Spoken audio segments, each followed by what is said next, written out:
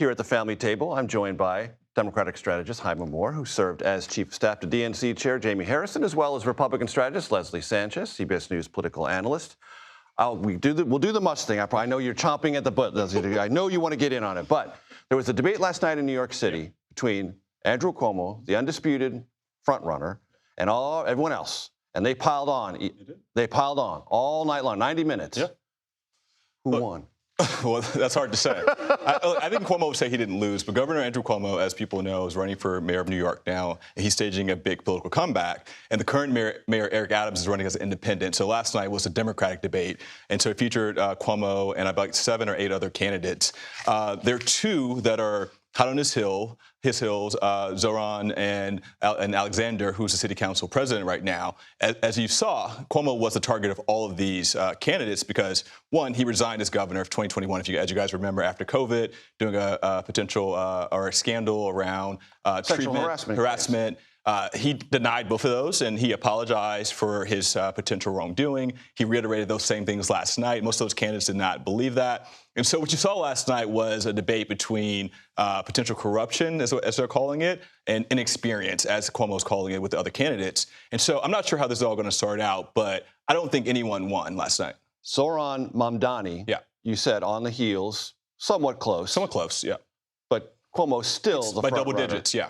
Endorsed today by Alexandria Ocasio-Cortez. So that's going to be a big meaningful? deal. Yeah, I think so. Yeah, but as we've seen, AOC has become not only a national voice, she's become very popular around her state, New York, which she is flirting with a potential primary of Chuck Schumer. And so she spent a lot of time in the state of New York, a lot of time in the city of New York, started campaigning with donors, campaigning with sub-party activists. And so this is a big deal for him to have that endorsement. All right, Leslie. I know you want to jump in. Come on, come on. Contextualize Elon versus Trump.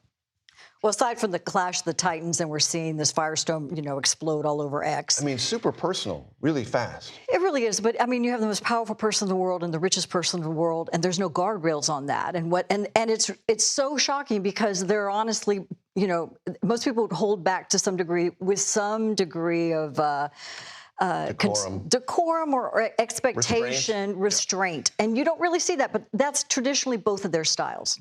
Okay, but one thing I'm going to say is regardless of all of this, they still have a lot in common. They still have a shared purpose, and they have, I would argue, a shared enemy. They are both very concerned about the continued kind of economic competition and national security issues of China. Right. That's not going to go away easily. It's not going to go away at all. And it's that old adage, the enemy of my enemy is my friend. I think fundamentally these two are going to come back in alignment. Are they going to be frenemies? Are they going to be best friends? No. But that's one part. But real quickly, I'd say the other part is that it is the realignment of this new Republican Party. You have this very young conservative base that likes Elon Musk, that really pushed Trump over. And you have the fiscal hawks that have always been part of the party. And they're really concerned about raising the debt ceiling. But what about the money? What about Elon's money? If he pulls that off the table or starts dropping it into primaries about somebody who's voted for this bill, does that mean, what does that mean? I don't really think we're going to get to that point. Okay. I really don't. I think there's too much both with federal contracts. If the president wants to see Golden Dome, if you want to build that national security apparatus, if you really do want to increase 10x U.S. manufacturing, like experts say that we need to do, they have to come together. They may not like it, but I think the world knows it. Hyma, your sense of all this? Look, I think Democrats are happy to not be talking about Joe Biden declining in an in-party fight. I bet they are. I think that's just a reality. But look, I think not a news flash. It's not a news flash, but I do think we knew that this was going to come at some point. This marriage of inconvenience, as it is now, was never going to last. And so I think what Democrats are trying to do right now is 2 things. One, reiterate that they have thoughtful ways of governing this country, and 2, drive a wedge between the Republicans. And I think Elon Musk and Donald Trump's marriage and has wave been the chaos card. And wave the chaos card. And what you've seen in the last couple of weeks is Democrats have been a part of chaos, and now it's Republicans. You mentioned Joe Biden, former president of the United States. The president today, President Trump, talked at some length about the autopen. Yeah. Calls it a huge scandal. Massive incompetence. People were signing things that Joe Biden as president was unaware of. Yeah, look, I think some of that is ludicrous. I think some of it. Well, look, there are things that are going to be. There are things.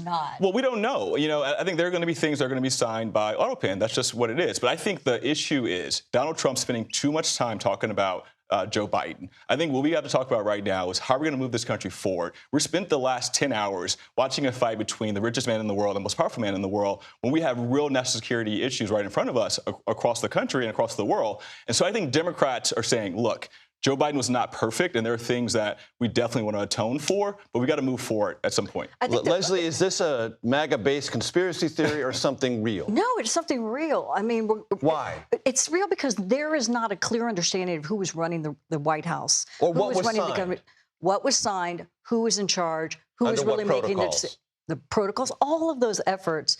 It needs to be very transparent, and there needs to be accountability to that sense. But just to wash it away and say, well, it's over, it was a previous election, it's a major disruption in our continuation of our democracy, and it has to be investigated.